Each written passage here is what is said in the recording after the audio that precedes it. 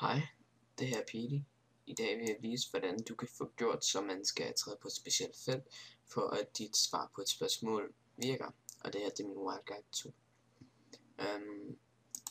Jeg vil gerne give dig et eksempel på, hvordan det virker. Det du skal bruge, det er en white condition, Harbo er på møbel, white trigger, Harbo senere, white effect, teleport til møbel. Det er de eneste 3 ting, du skal bruge. Jeg vil foreslå, at du køber sættet, som koster 10 mønter, som består af de her 3 ting. Og så koster den der 5 alene. Så det vil komme til at koste 15. Så ja. Nå, det var et sidespring. Det du starter med, det er, at du for eksempel...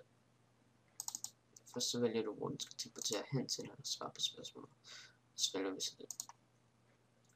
Så skal du vælge, hvad man skal sige. Det kan være 1, 2, 3. Og så vælger du, man skal stå, hvilket møbel man skal stå på, før at du kan blive teleporteret med det svar. Sætter du det hele sammen. Kan du se, hvis jeg skriver 1, 2, 3, skal der andet. Står jeg på feltet, skriver 1, 2, 3, så bliver jeg teleporteret. Så det er faktisk ret nemt.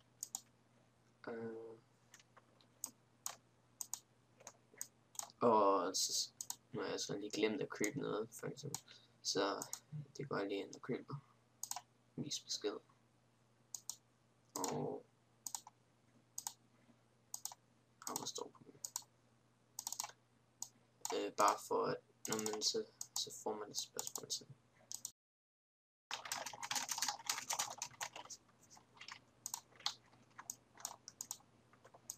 Nå. Okay. Skriv 1, 2, 3 til. Ja.